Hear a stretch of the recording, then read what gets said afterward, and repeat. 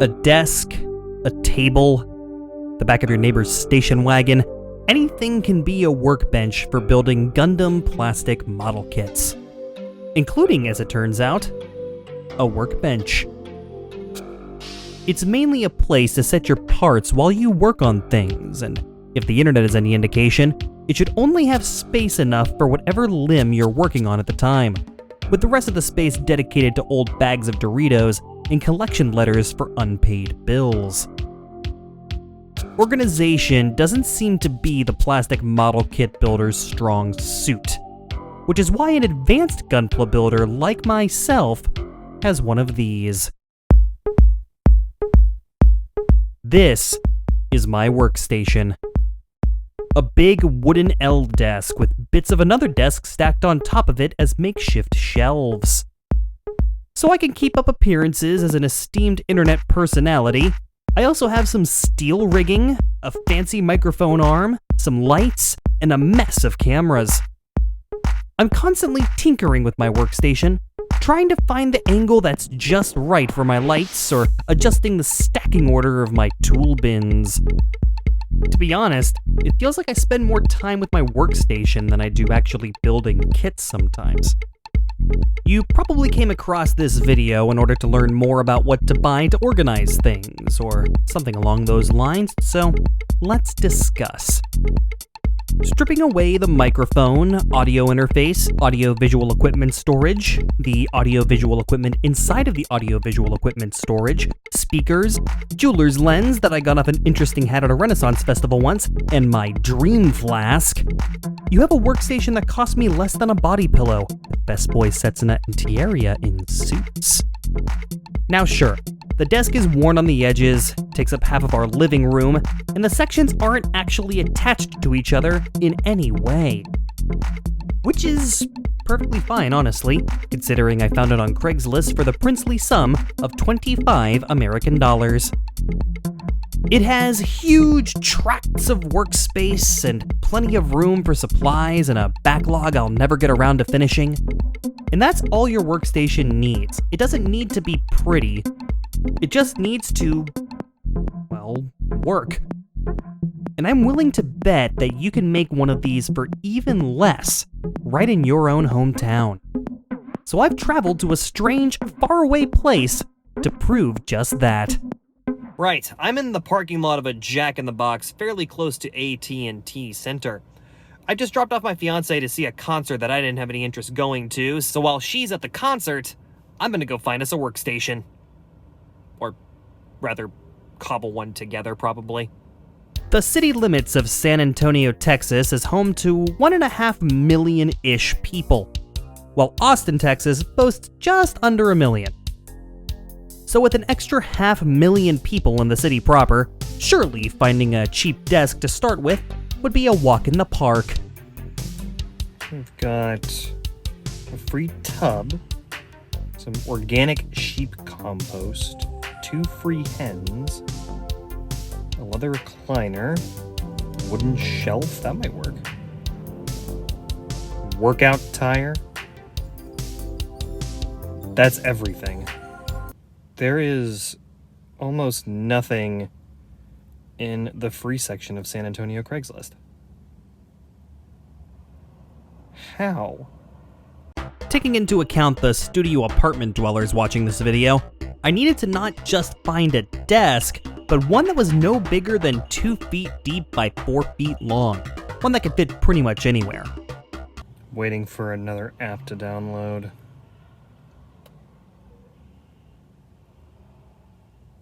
This might take some time.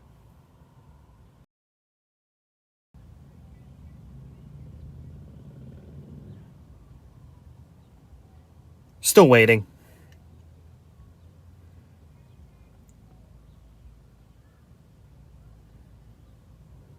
The app is like 10 megabytes. Why is this taking so long to download? Installing now. There we go. Okay. Continue with Facebook. Ugh. So, self-imposed deadlines looming, I set off in pursuit of alternatives.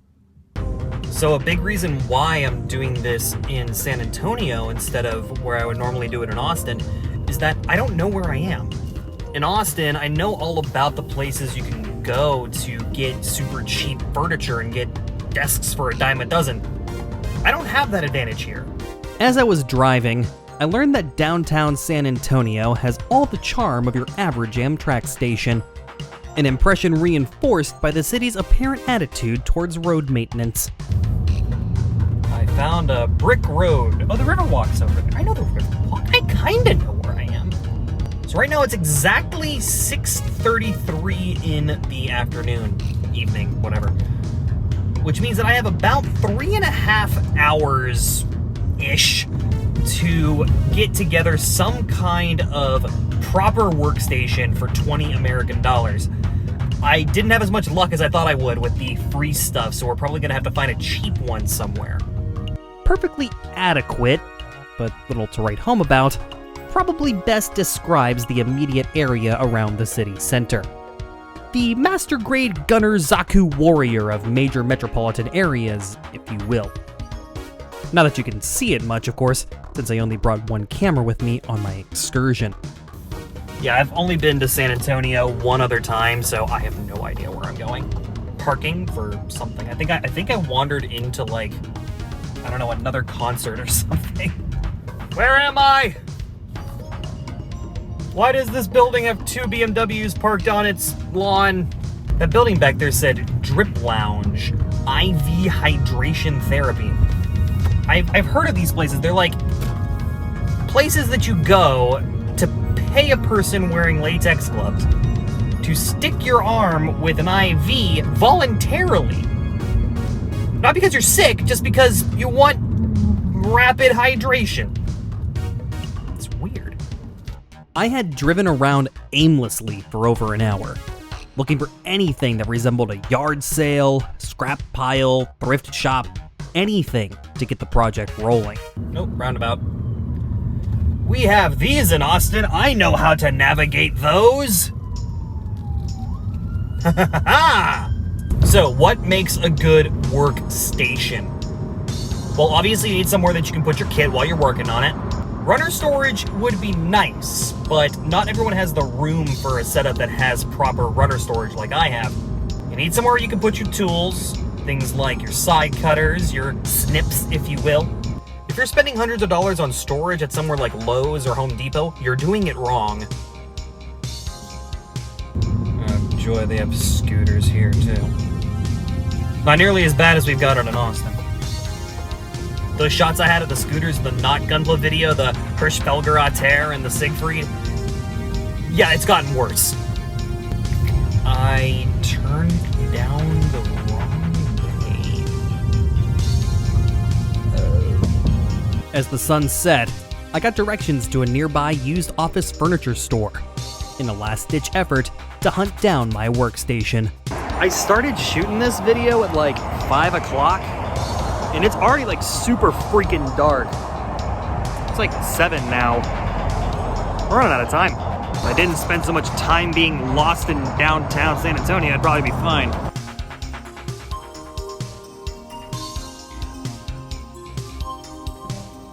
We do have more of a budget. Look at this. Runner storage. Tons of runner storage. Storage for more things. $150. If you got $150, that's... Oh, that would be really nice to work on. Unfortunately, we didn't have $150. Nor do we have any more time. Yeah, so there were 3 things that I learned during my excursion in San Antonio.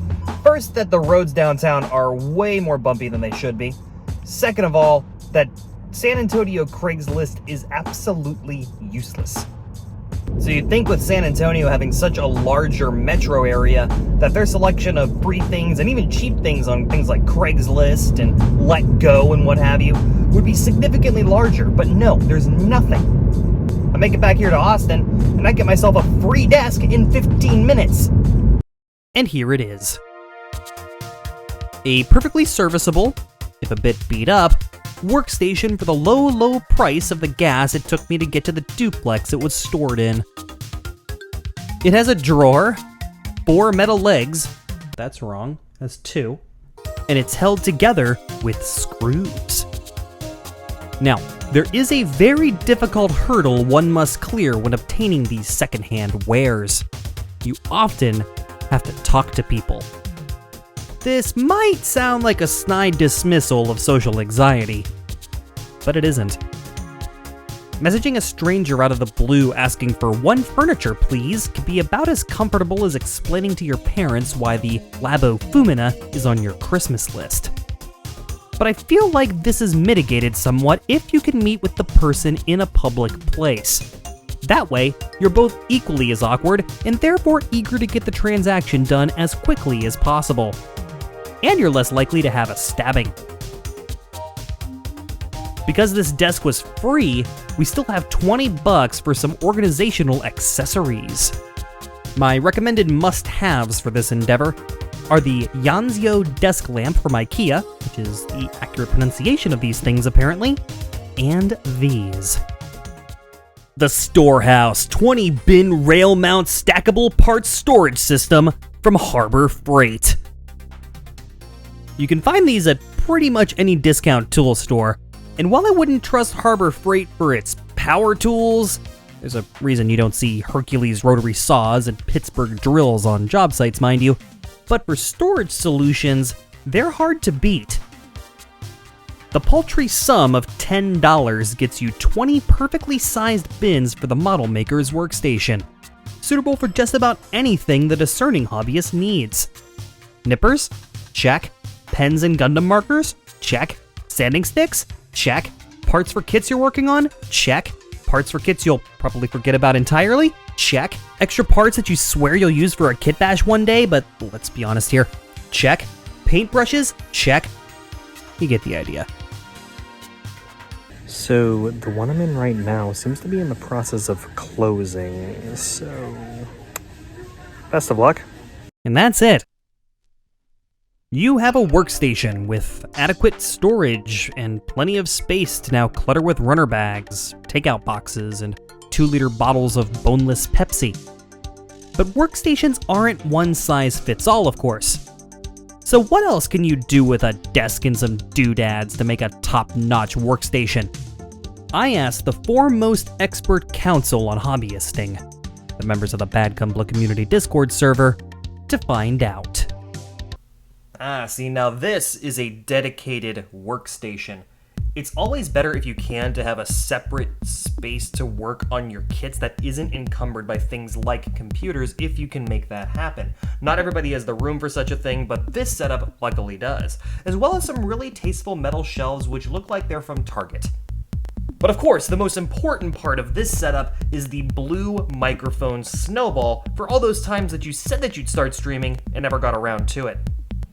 See, I do find it important to have things on your workstation that bring you joy and excitement, so that you want to hang out at said workstation even more. And this guy has the right idea. See, he has an anime waifu in a French maid outfit, and liberal product placement, as well as what appears to be rage face memes on his keyboard. This workstation has something that I genuinely love, and I wish I had thought about this before this person so I could take the credit. He's using what appear to be little tiny screw-in hooks underneath the storage on this desk's hutch for storage for runners while you're working, getting them up off of the desk and into the air. That I actually think is really smart, and I would love to do that, but I don't have a hutch. So I'm sorry, viewers. I'm at a loss for words. Just absolute perfection. Or at least it could be. Which is where we come to the real point in this whole Howgunpla tutorial video. You probably already have the perfect workstation. It's just buried under too much stuff to be a pleasant place to work. I've asked multiple times for people to show me their workstations, and the top trend across the board is disorganization. It's really hard to enjoy something when the space for the thing is in disarray. So instead of focusing on what to buy and where to get a thing, look around you. What do you already have to make your dedicated model-making sanctuary? One of my favorite authors, punk rock bass guitarist, former crew member of the Ultraman series, and actual Soto Zen Buddhist monk Brad Warner, talks about the importance of a clean, organized workspace in the book Sit Down and Shut Up. Punk rock commentaries on Buddha, God, truth, sex, death, and Dogen's treasury of the right Dharma I, and how it means so much more to someone's well-being to tidy things up a bit than just general manners. He writes, quote, "I've always hated cleaning up after myself, not just after rocking out, but at any time. I am, by nature, a consummate slob. Here's the way cleaning up my room went for most of my adult life," he continues. "First, I'd have to kick away enough of the garbage on the floor so that I could stand in one corner and take the whole thing in to see what needed doing. Inevitably, my room would look like Baghdad after the day George W. decided he needed to teach Saddam Hussein about democracy." End quote. It is at this point that it has occurred to me that there are people young enough in my audience to not know what that means outside of internet memes, which further proves the fact I am an actual old person. Warner continues, quote, "The clutter was always so depressing to look at that I'd start thinking of ways to make the room look clean without all the drudgery of actually cleaning it up. Or I'd think, there's gotta be something that would make the place look not quite so messy so I could get a taste of what a clean room was like before I actually cleaned it. If there was just some way to get that experience, it might enlighten me to the world that those with truly clean rooms experience all the time. It took me ages and ages to finally come to terms with the obvious solution to the problem, which was staring me in the face the whole time. You clean up your room by simply getting off your ass and cleaning it up." End quote. It's so easy to fall into the trap of a disorganized workspace. The more clutter you have, the more you get used to it, but it never makes the experience of being there at your workspace any more enjoyable. You just become numb to it. And eventually, you become numb to the enjoyment of the hobby itself.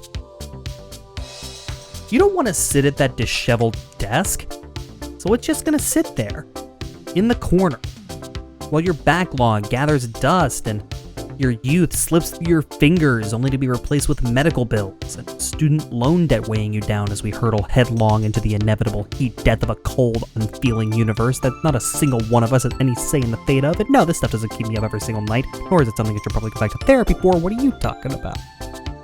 But there are no shortcuts, Warner says when referring to Buddhism now, but I feel like the same thing applies to an organized workstation, so bear with me while we get spiritual for a second.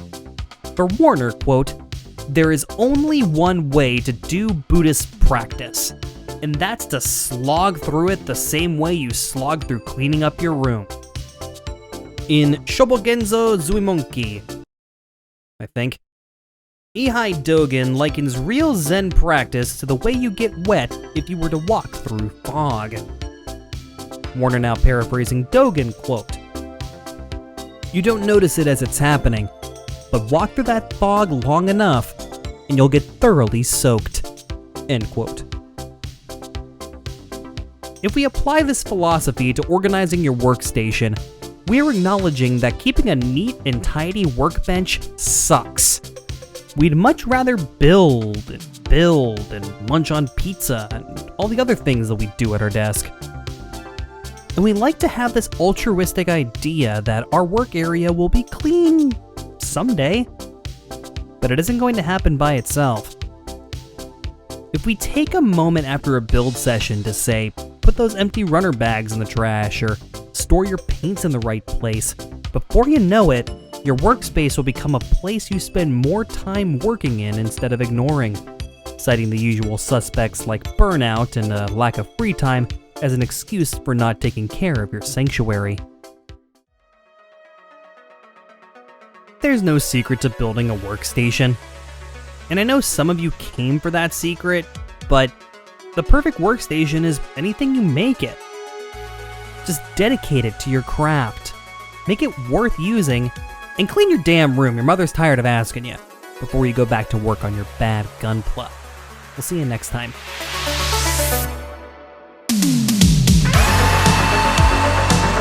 Hello internets, I'm Jason, and you just watched a 20-minute video on building a desk. I also build bad gunpla, and I just wanted to quickly say thank you for your patience with me getting this video out, more so than usual. I talked about it a bit in the 3.5-year video that I put out right before this one. Go check it out if you haven't already. Some juicy stuff in there. That I kind of sort of injured my ankle about a month and a half ago, and I've been nursing that ever since. And we've also been dealing with some stuff with the rabbits. One of our rabbits had to get a tumor removed, which is just fun and enjoyable.